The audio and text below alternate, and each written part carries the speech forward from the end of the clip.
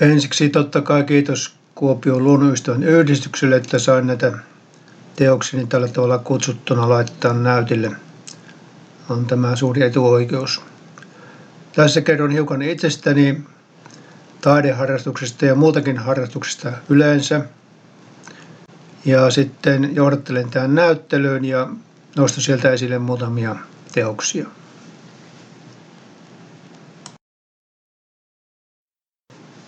Kaikillahan meillä on juuret jossakin, kuten tuolla Koivumäen Hongalla siellä Savulahden maaperässä kuvassa tämän ikivanhan puun oksistoa. Minun juurini ovat Muuruvedellä. Olen kotoisin Muuruveden maatalouskoululta. Syntymäkotini näkyy tuossa valokuvassa. Se on edelleen olemassa.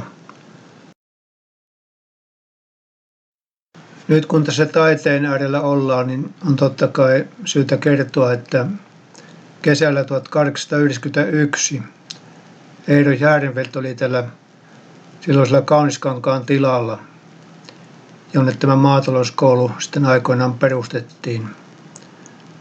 Hän teki tuolloin 2 maalausta. Lehmisavun ihan tässä pihapiirissä ja sitten toisen, eli heinäkuun päivän tuolla muutaman kilometrin päässä olevassa Kuninkasen niemessä.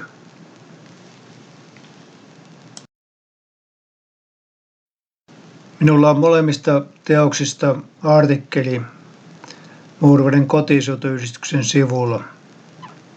Siellä muun muassa on tällaiset kuvat, joissa nämä teokset on sijoitettu sille kohti ilmakuvaan, missä ne on aikoinaan tehty. No sitten itse tähän harrastukseen. Ajattelin niin, että mitä tahansa voi harrastaa ikään kuin 3 eri tasolla. Vähän niin kuin kiipeäisi tunturin rinnettä korkeammalle ja korkeammalle. Ensimmäisellä tasolla tekee asioita vaan ihan omasta ilosta, kun se on mukavaa, ilman sen kummempia tavoitteita. Räpsii valokuvia, piirtelee, kirjoittelee pöytälaatikkoon juttuja ja niin poispäin. Tässä on se hyvä puoli, että ei tule paineita, kun ei ole tarkoituskaan mitään julkistaa. Huonompi puoli saattaa joskus olla se, että luulee tietävänsä ja osaavansa, vaikka sitten osaakaan. Toisella tasolla ehkä huomaa jo itsessään jotain tämmöisiä taipumuksia tai ehkä vähän jo lahjoja, joita haluaa edelleen kehittää. Ottaa selvää asioista, käy kursseilla ja sitten ehkä myös panee julki nähtäväksi näitä tuotoksiansa. No, tunturin huipulle pääseminen nyt ei vaadi mitään erityislahjakkuuksia, mutta harrastuksissa ehkä näin voi käydä, että huomaa kerta kaikkiaan, että lahjat eivät riitä. Tai sitten se vaatii todella paljon paneutumista ja aikaa ja sitoutumista, että sinne yhä korkeammalle ja korkeammalle pääsisi.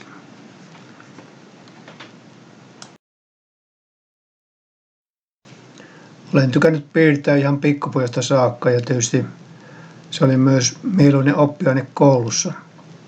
Lapsuusajan piirroksia nyt ei tietenkään ole tallessa yhtään, eikä ne kovin kummoisia olekaan.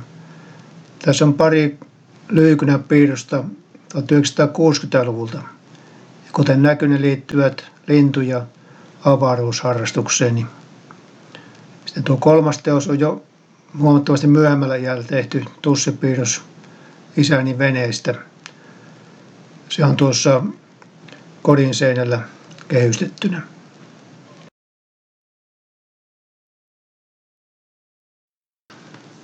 No nyt lähestytään jo harrastukseni tasoa 2. Eli vuosina 1923–25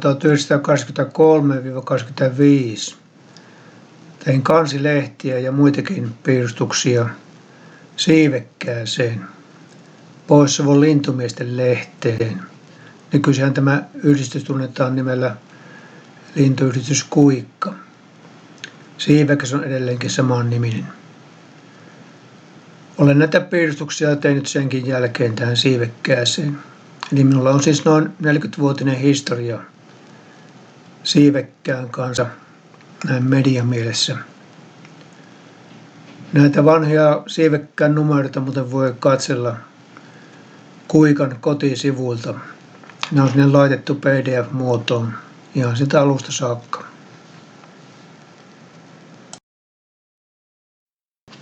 Harrastukseni kiipeämisestä kakkostasolle voin ilman muuta kiittää Kuopion kansalaisopiston kuvataidekursseja ja niiden opettajia.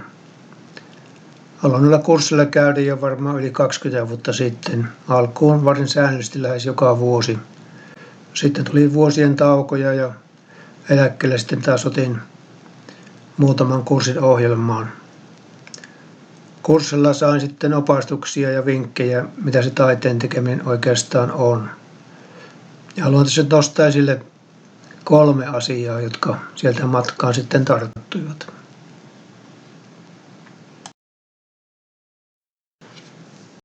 Piirustuskursseilla sain tietä ja sain opastusta 2 uudesta tekniikasta, joita en ollut aikaisemmin käyttänyt. Kuivapastelleista ja nestetussilla piirtämisestä. Kuivapastellitekniikka tuntui alkuun vähän vieraalta, kun en ylipäätänsä jostain sitä tykännyt väreillä työskentelystä. Mutta sitten sain sitä tekniikkaa enemmän ja enemmän haltuun ja loppujen lopuksi se tuntui ihan mukavalle. Tussikynillähän oli jo aikaisemmin piirtänyt, mutta tällä nestetussilla ja erilaisilla terillä piirtäminen on sillä vähän taiteellisempaa. Oikeastaan aika alkuvaiheessa huomasin, että tämähän käy meikäläisen käteen aika mukavasti. Ja niin sitten hommasin näitä erilaisia pastelliliituja ja papereita ja nestetussipiirtimiä ja nestetussia myös kotiin ja rupesin niillä sitten enemmän työskentelemään. Totta kai harrastajille on tärkeää saada positiivista kannustavaa palautetta harrastuksestaan. Tällaista sain, kun noilla piirustuskursseilla näytin myös kotona tekemini töitä opettajalle. Hänen ja munkin palautteen perusteella minulle oli jo ikään kuin kehittynyt oma käsiala, oma tyyli tehdä asioita. Niinpä sitten rupesin nestetussilla ja terillä piirtämään portretteja Kuopion museon eläimistä. Ja sitten tein näistä piirroksista näyttelyn Kuopion kirjastoon keväällä 2020. Muutama näistä näyttelyn teoksista on esillä myös täällä Luontotuvan näyttelyssä. No milläs tasolla minä nyt tällä hetkellä sitten olen?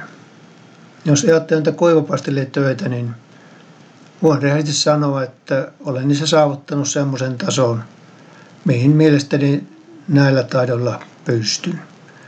Vaikka nyt en tekisi yhtään työtä sillä tekniikalla, niin olisin oikeastaan aika tyytyväinen. Korkeammalle tasolle pääseminen vaatisi sitten ihan erilaista panostusta. Pitäisi käydä uusia kursseja nimenomaan sen takia, että jos taidot riittää, niin oppisi tekemään semmoisia ilmaisuvoimaisempia, taiteellisempia teoksia. Se vaatisi varmaan rahallista panostusta välineiden suhteen. Olisi hyvä olla joku vakituinen työskentelytila, ateljeen tapainen ynnä muuta, jotta sitten pääsisi tästä korkeammalle tasolle. On mulla edelleenkin määrättyjä haasteita ja toiveita tämän harrastuksen suhteen. Niistä kerron tuossa vähän myöhemmin. Sitten näistä teoksista. Ensinnäkin täytyy pahoitella, kun se teoksen pintaa peittävä lasi ei ole oikea lasi, vaan semmoista akryyliä ja sen takia se heijastaa aika pahasti valoa. Sitten tietysti pitää kertoa, että mistä ovat näiden teosten mallit. Yhtä lukuun ottamatta ne ovat omia valokuvia. No nyt saattaa herätä kysymys, että mitä taidetta se semmoinen on, jos se käytetään mallina valokuvaa. No ihan määritelmällisesti valokuvasta, kun tekee omaa luovaa toimintaa käyttäen määrätyllä tekniikalla, ei kopiota, vaan omaan taiteeseen tuotoksen, niin se luetaan itsenäiseksi taideteokseksi. Välttämättä ei tarvitse edes kertoa, että kenen tai mikä valokuva se on, mikä on pohjana ollut. Kertominen on asiallista. Valokuvaus on kautta aikojen ollut taiteilijoiden perustyöväline, kun he ovat taidetta tehneet. Vasta tuli dokumentti Hugo Simperistä, ja hän tuolla Töölönlahden rannalla Helsingissä värväsi 2 poikaa ja tytön määrättyyn asetelmaan, mikä nyt tällä hetkellä näkyy hänen teoksessaan, Haavoittunut enkeli. Otti siis valokuvan siellä heistä ja sen puolta teki tämän teoksensa. Olisi totta kai hienompaa ja taiteellisempaa tehdä ainakin luonnos suoraan maastossa. Varmaan Pekka Halonen esimerkiksi kahlaili hangessa ja kiipesi vaikka tuonne Kinaamin huipulle halutakseen tietää ja pannakseen muistiin ainakin, miltä hanki missäkin valaistusolotuksessa näyttää. Näin saa aikaan nämä hienot talviset maisemansa. Kyllä Eero Järnefältkin varmaan sillä Kauniskankaalla ainakin luonnosteli nämä teoksensa ihan siellä Kauniskankaan pihalla ja Kuninkasen niemessä. Mutta ehkä sitten käytti valokuvia, koska niitähän myös sillä otti, se on tiedossa viimeistellessään näitä teoksia sitten sisätiloissa. Nyt on mielenkiintoista tietää ja ottaa selvää, nyt kun Kuopion taidemuseossa avattu tämä Juho Rissasen 150-vuotisnäyttely, on 150 vuotta kulunut hänen syntymästään, että mistä hän nämä teoksensa mallit otti. Sitten muutamista teoksista erikseen. Lähellä kesäpaikkaa on semmoinen avohakkuualue, mikä oli kulutettu, eli puiden kaatamisen jälkeen alueella oli poltettu. Sellainen metsänhoitotoimi sekin. Siellä oli sitten monenlaisia palaneita kantoja, hyvin tämmöisiä visuaalisia, kuvauksellisia suorastaan. Otin niistä sitten kuvia ja siinä vaiheessa mietin, että nämä olisi tosi mukava myös piirittää. No, asia jäi sitten hautumaan moneksi vuodeksi, ja kunnes sitten tässä viime kesänä kaivoin näitä kuvia esille ja rupesin näitä kantoja piirtämään. Tekniikaksi otin tämän nestetussi ja tussiterät. Mutta sitten mietin, että miten minä saan tämän hiiltymisen, tämän palaamisen näkyviin tässä kannoissa. Sitten kokeilin grafiittiliitua tai grafiittikynää. Ja sillä sain esille tämän palaneen puun pinnan rakenteen. Kun tämä näyttelykutsu oli sitten tiedossa minulle, niin rupesin sitten miettimään, valikoimaan, että mitä teoksia minä siihen kelpuutan.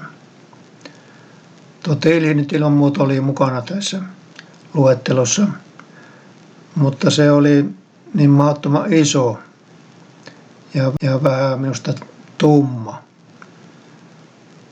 Nimittäin kuivapastilla on vähän semmoinen ikäväkin taipumus, että kun sitä teosta joutuu fiksaamaan, eli kiinnittämään sitä pigmenttiä aina kun uuden kerroksen siihen lisää tai vaihtaa sävyä tai väriä, niin se tahtoo se lopputulos tummentua. Ja niinpä sitten rupesin tekemään sitä tilhiä pienempänä ja uudeksi.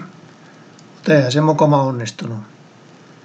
Vaikka se oli vähän raikkaamman värinen ja kirkkaampi, mutta kun se itse tilhi oli aika kökön näköinen siinä uudessa teossa, niin jätinpä sen pois ja otin mukaan tämän alkuperäisteoksen. Vesimittarin kohdalla kävi toisinpäin. Ilman muuta halusin sen mukaan sen aiheen perusteella. Mutta se alkuperäisteos oli minusta vähän huono, vähän huolimattomasti tehty. Ja niinpä rupesin siitä tekemään sitä uutta versiota ja se onnistuikin tosi hyvin. Ja niinpä tämä on sitten tämän vesimittarin teoksen uusi versio. Eli on vähän niinkin, että riippuu varmaan ihan jopa mielialasta ja inspiraatiosta, että mitenkä joku teos milloinkin onnistuu.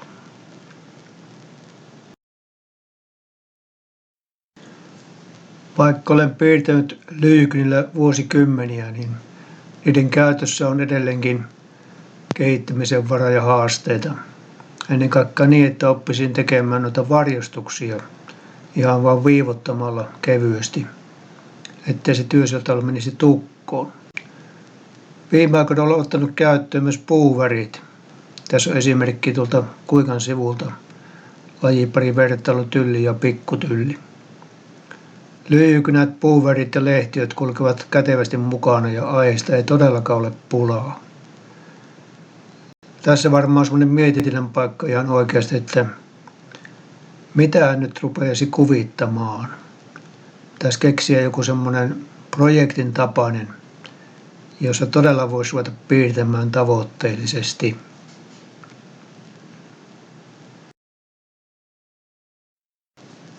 Minulle taideharrastus on ollut muutakin kuin omien teosten tekemistä. Eero Järveltä tuli tuolla aikaisemmin jo mainittua. Kun von Wright-veljesten näyttely oli Kuopion taidemuseossa, innostuin tutkimaan heidän taidettaan ja elämäänsä ja tein tästä muutaman artikkelin omille sivuilleni. Samalla tavalla kuin Leonardo da Vinci-näyttely oli Kuopion museolla. Luin hänestä tehdyn elämänkerran. Hän oli tämmöinen yleisnero, tutki ihmisen anatomiaa ja lintujen lentoa ja vesien virtauksia ja vaikka mitä, jotka tietysti biologia- ja maantieteellinen kovasti kiinnostivat. Mutta tarkalla silmällä tutkin myös häneltä jälkeen jääneitä piirroksia, jotka ovat taideteoksia nekin ihan sinänsä. Kuinka hän on ne tehnyt? Leonardostakin tein muutaman artikkelin omille sivulleni.